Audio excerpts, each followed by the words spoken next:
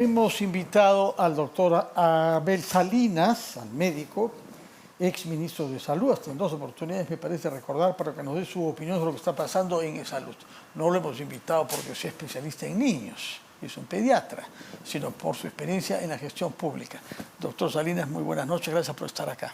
Al contrario, Fernando, es un placer estar siempre con ustedes. Y de hecho, creo que estamos preocupados por lo que va ocurriendo en el Perú, lo que va ocurriendo en el país y en particular lo que ocurre en salud.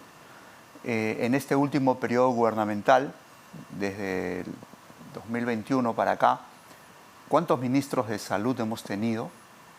¿Cuántos presidentes ejecutivos de salud hemos tenido?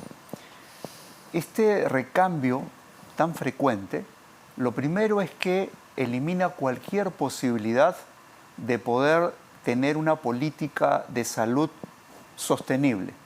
Porque lamentablemente cada uno de los funcionarios que ingresa de alto nivel y que además significa el cambio de todo su equipo, porque cada quien cree que necesita llevar gente nueva, hace que las políticas se abandonen.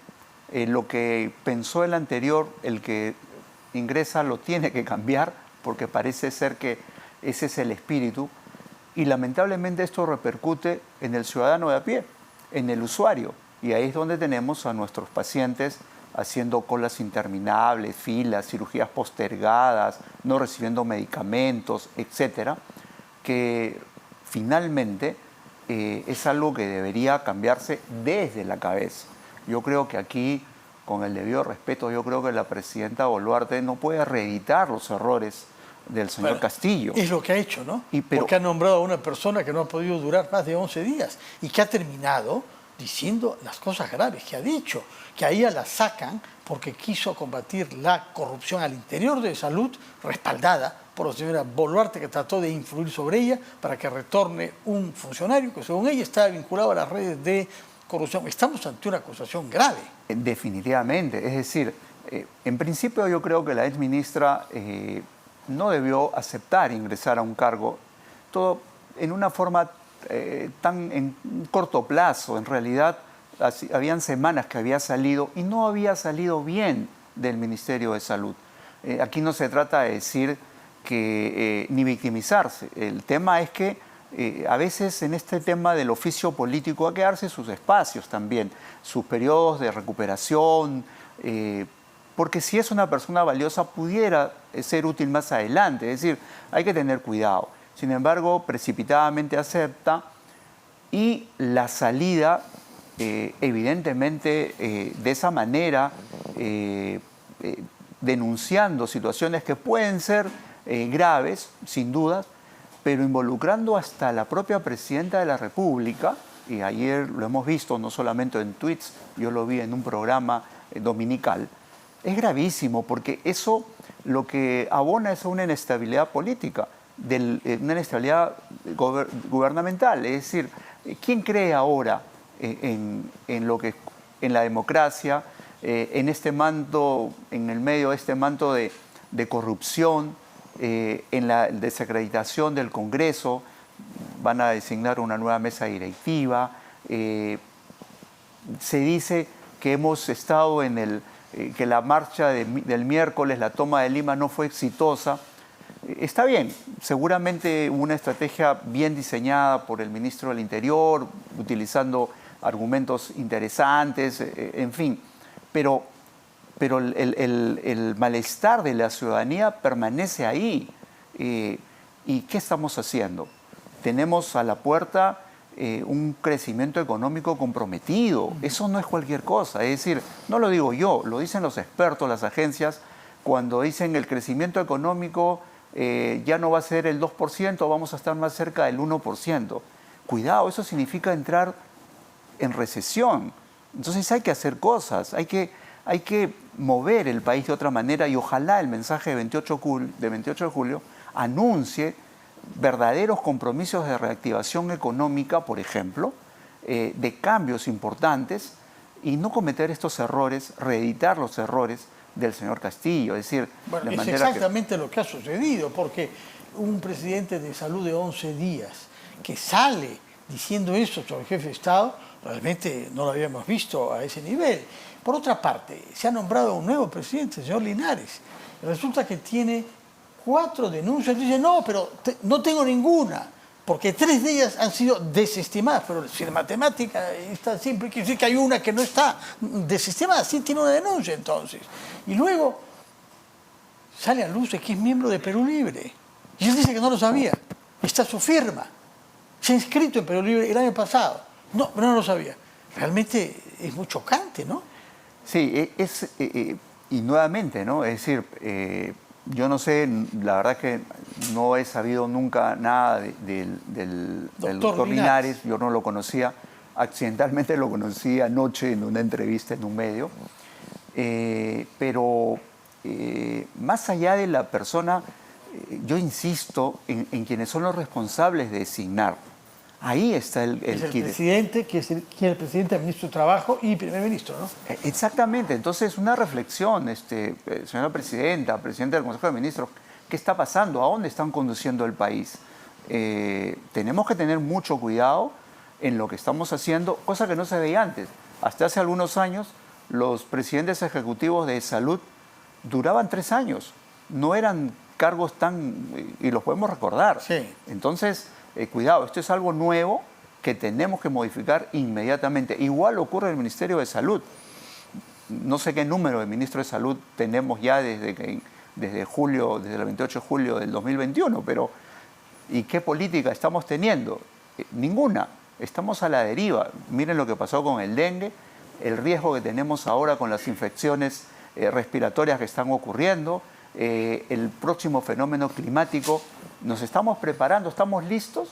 ¿O estamos todavía repartiendo puestos, repartiendo cargos? Hay una responsabilidad gravísima ahí que tiene que rectificarse inmediatamente. En el caso de e-salud, las quejas son muy numerosas respecto de los plazos. Todos los días oye uno de enfermos que tienen ellos mismos o sus parientes cercanos, hijos, padres, enfermedades graves, y no hay cita para ellos. Por una parte. La otra queja es la corrupción. Y es el hecho que hay muchos médicos que no cumplen su horario también y que pasan a trabajar en el sector privado en la hora en que deben estar en salud. ¿Qué reforma vislumbraría usted? ¿Qué ideas rectoras para que quien sea el presidente tenga un norte en la gestión de una institución de la que depende la seguridad sanitaria de casi 12 millones de peruanos? Exactamente. A mí me parece, la pregunta es extraordinaria. Pensar, nuestro sistema de salud está totalmente fraccionado, ¿no es cierto? Hay un montón de subsistemas, Ministerio de Salud, gobiernos regionales, e-salud, sanidades, privados, gobiernos locales. Todo el mundo tiene su establecimiento de salud, su prestador, su financiador, actuando desarticuladamente. Es cierto que para mejorar ese sistema de salud, y esto está ligado directamente al desarrollo económico, el mejor plan no funcionaría, don Fernando, si es que no tenemos una solidez, un crecimiento, un desarrollo económico. La pobreza está de la mano con la enfermedad y con la falta de salud. Yo pensaría como proyecto a un mediano plazo la seguridad social universal, pero para eso necesitamos formalizar el empleo. De manera que es un momento interesante de que tanto el empleador como el trabajador, el Estado dé las condiciones como para que haya un acercamiento y una formalización lenta, progresiva. Pero mientras tanto tenemos que articular todos esos subsistemas. Y ahí hay 2 cosas que hay que hacer en mi concepto. Una, el modelo de gestión del financiamiento, es decir, cada quien tiene su dinero, pero necesitamos gestionarlo bajo ciertos parámetros en beneficio del ciudadano. Por ejemplo, hacer una cartera de servicios, tarifarla de acuerdo a lo que corresponde. Y lo segundo, tener una herramienta para poder interactuar, articularnos, que son los sistemas de información, la telemedicina, la telesalud, la gestión en salud. No podemos, pues, interrelacionarnos si no tenemos el mecanismo. No se trata solo de historia clínica electrónica, pero todo el mundo lo hace.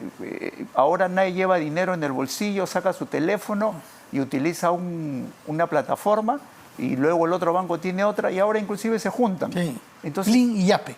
Por ejemplo, yo no quería decir los nombres, pero bueno, pero así ocurre. Entonces, bueno, en salud tiene que haber algo, hay que invertir en eso. Y esa articulación puede empezarse en el primer nivel de atención, donde el 80% de las enfermedades que nos aquejan se podrían resolver naturalmente en establecimientos en el primer nivel de atención, pues bien equipados, con recursos humanos, etcétera, con medicamentos y todo. Pero ¿quién ya es el primer paso para que vayamos hacia una cierta unidad de los servicios de salud, por lo menos los públicos? Cosa que se ha prometido varias veces, pero no se avanza. Las compras de medicamentos, por ejemplo, se hacen de manera separada, y Salud compra los suyos, el MINSA los... Sí. No es razonable que todo lo que es Estado tenga una entidad única de compras que asegure mejores precios y un control aguerrido contra la corrupción. Exactamente, yo creo que y esos son los mecanismos de articulación. Después de haber esos dos lineamientos, de la gestión del financiamiento, de los sistemas de información que nos permitan acercarnos, se puede trabajar política de recursos humanos, de medicamentos, compras masivas. Ahora las compras corporativas masivas están retrasadas hace más de un año y todavía no hay los medicamentos. Y aparte... ¿Hay desabastecimiento? No, me dicen que, madre de Dios, 5% de los medicamentos de base existen en los almacenes del Estado. Sin dudas. Y lo que pasa, además, es que el gestor público todavía no conoce o no practica ciertos hábitos que sí los practica el privado y los hace con eficiencia. Por ejemplo, en medicamentos. Si uno visita un almacén de un hospital, donde uno quiera, se va a llevar sorpresas enormes. Los medios de comunicación cada cierto tiempo van y encuentran medicamentos mal almacenados, vencidos, ahí amontonados, y algunos que no existen, solo está el nombre. En cambio, por ejemplo, el sector privado, para algunos hospitales de Lima de la Seguridad Social, se encarga del almacenamiento y el transporte, la entrega del medicamento. Ahí sí hay una concertación público-privada. Ahí sí hay. ¿Y qué es lo que ocurre? El gestor privado le da valor a ese espacio, no va a tener ocupado espacios que no va a utilizar, sino que los mueve en el sentido de la oportunidad y el beneficio al ciudadano. En consecuencia, no es una privatización, es un aprendizaje que tiene que hacer el gestor público del gestor privado para darle luego valor a lo que realmente tiene que hacer. Eso en materia de medicamentos y otros insumos, pero en materia de prestaciones de salud. Hay una experiencia en el Callao con el Hospital Barton, hay una en Comas, me parece, también con un hospital de la red pública que está concesionada al sector privado. Explíqueme el régimen, por favor, y si se puede imaginar que prosperen iniciativas de ese tipo. Claro, está el Hospital Barton en el Callao, el CAELIN en Villa María del Triunfo, que es una alianza público-privada, de manera que el Seguro Social le entrega a un privado y le dice: aquí está mi número de asegurados, este es los indicadores que necesitamos, estos son los que tienes que cumplir, medicamentos, atenciones, no filas, cirugías, y nosotros pagamos. Y el usuario está contento, feliz porque lo recibe con más oportunidad y mejor.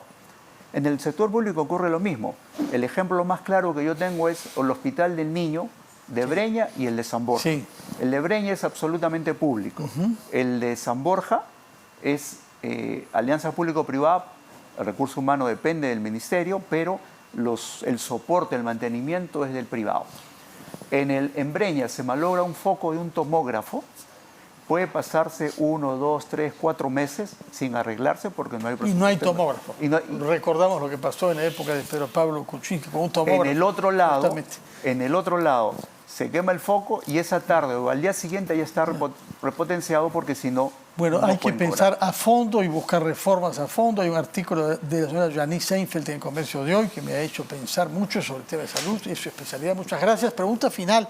¿Debe contestar la señora Rosa Gutiérrez a la Fiscalía a propósito de la denuncia que ha hecho?